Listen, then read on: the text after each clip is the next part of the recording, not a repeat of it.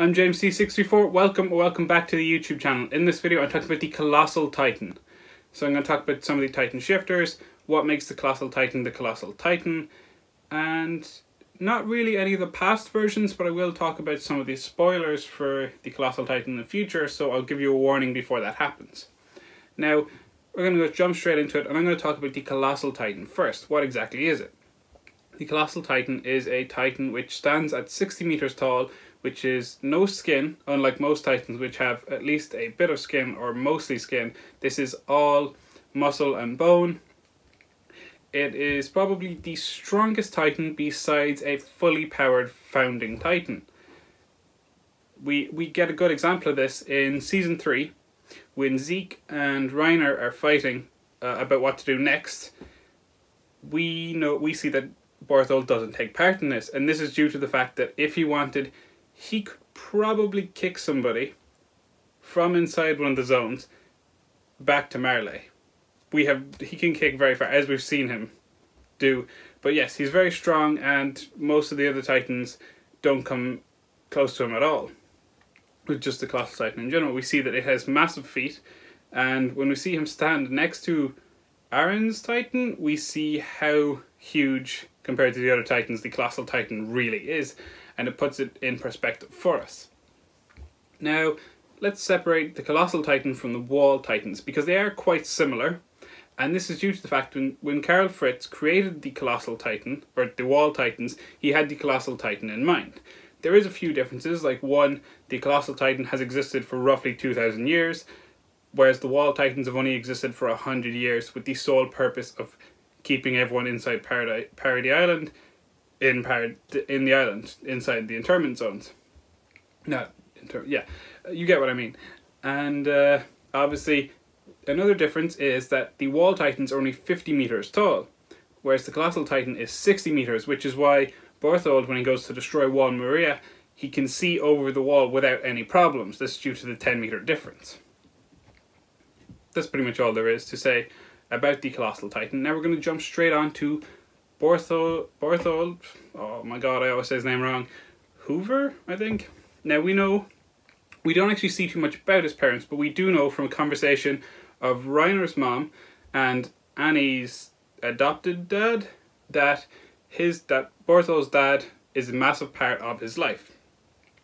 We know from a very young age Berthold trained to be a warrior candidate, and the moment that he actually got promoted to warrior candidate, and not just from the training, was during a military rifle practice when he hit the target every single time. We see this in the manga, whereas Reiner missed every shot. And this was the moment that Berthold actually got promoted to candidate status, and not just training. Now we know that he is a very calm and collected person. A great example to this is that the first time he transformed, most people lose control and go into a rage.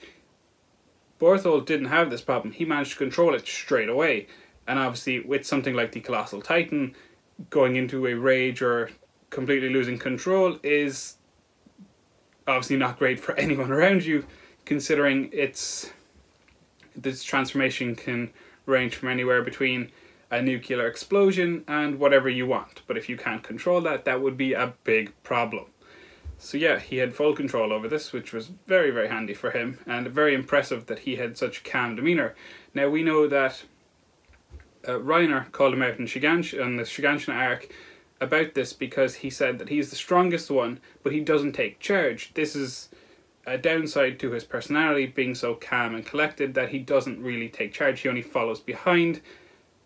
Yeah, and the only time he really loses his composure is when it comes to Annie and his love for Annie. And most people actually noticed this, and Armin took advantage of it on 2 different occasions. Yeah. Now, let's move on to the steam control for the Colossal Titan and how it dissipates, and it can only be used once a day because of the massive size of it. And it moves very slowly, which you'd think would be a downside to the Titan. But it can actually control the steam output. It doesn't have to be injured.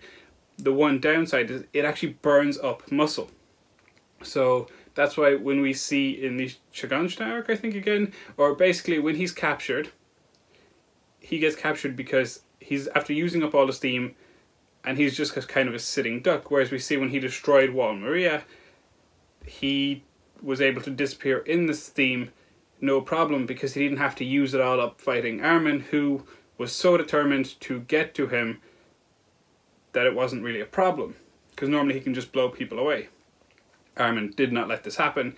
Yes, he literally became a piece of charcoal. That's the best way to describe it. He got burnt to a crisp. But yeah, normally this gets rid of a lot of people. We've seen in the Shiganshina arc when he first transforms, he ended up taking out a load of side characters and almost kills Hanji in the process. Yeah. But she was saved by Moblet? Was that his name? Yeah, Moblet, by pushing her into a well. So, a bit about his actual backstory. After he became a warrior candidate, he was 2 years later, he was eventually sent, he was picked as one of the 4 to go to Paradis Island.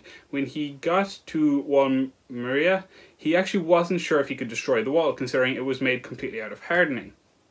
Lucky for him, the gates were not. They were bricks and stone and wood, so easy enough job. He didn't have to worry.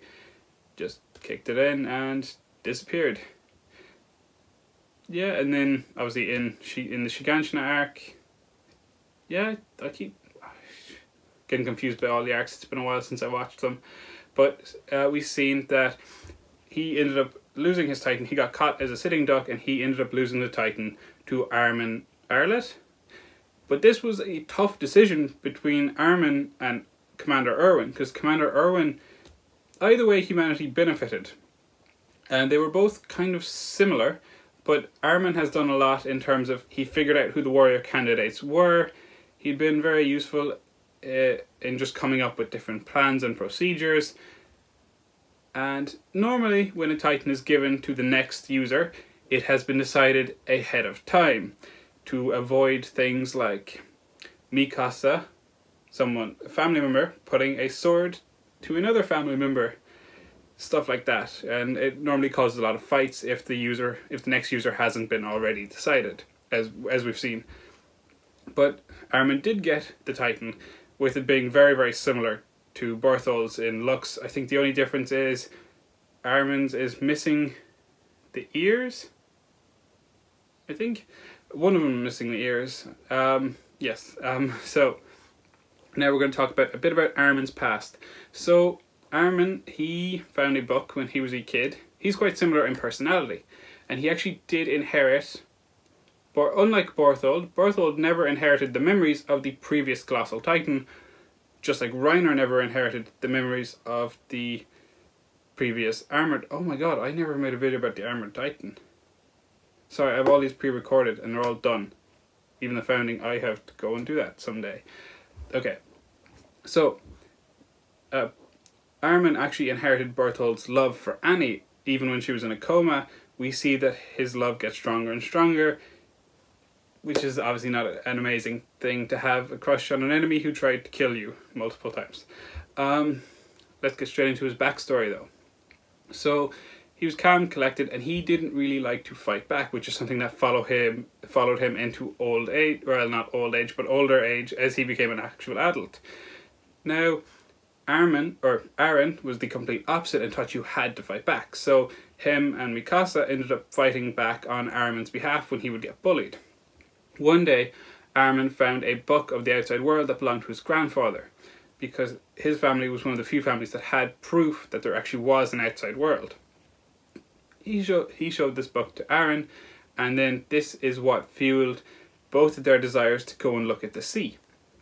Now, we know that on the day of the attack, of the Wall Maria attack, that Armin mentioned his parents were going to go to the outside world. We see them make a hot air balloon, and then later on it is suggested / hinted at that the MPs had actually ended up killing his parents to control the status quo.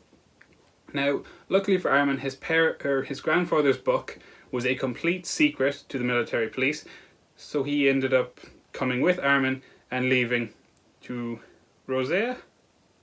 To Wall Rosea, you know, the next area in.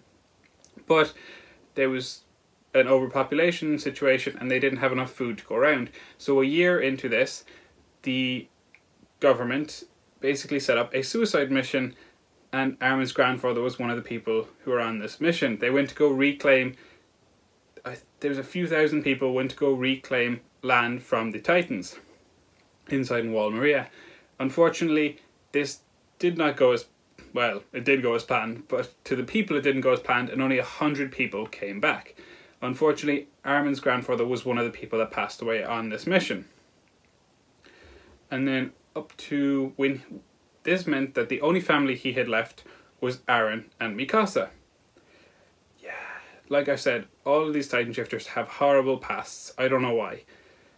But so he ended up joining the military with them. It was suggested that he should become a technician because of how intelligent and how useful he was, due to the lack, and also with a lack of strength compared to other people. But he joined the scouts to stay with Aaron and Mikasa.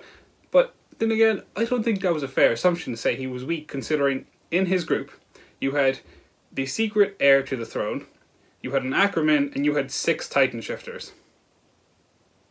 Well, 6 overall Titan shifters, because you had Berthold, Reiner,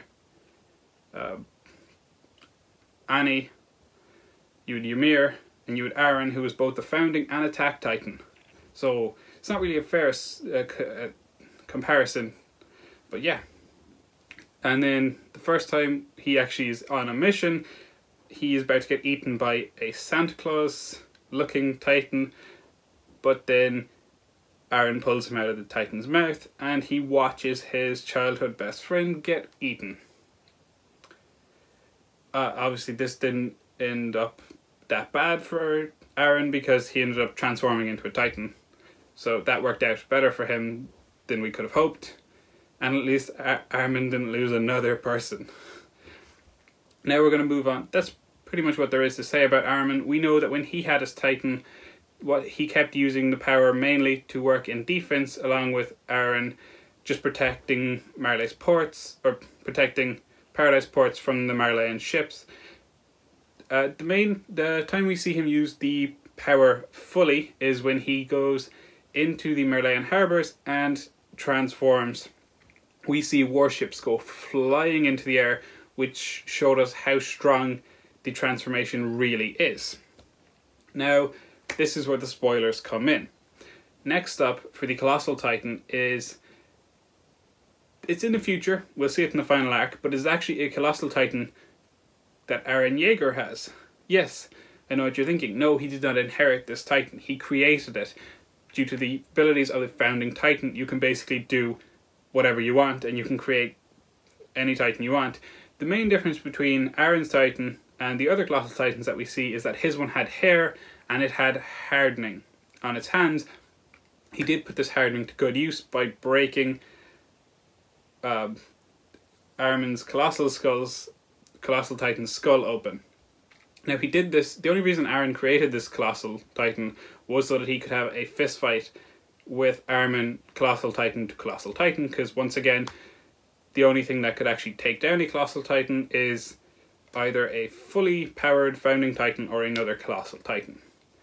That's all there is to talk about the Colossal Titan. The next video will be on the Cart Titan. Hopefully you're enjoying these videos, and I'll see you in the next one.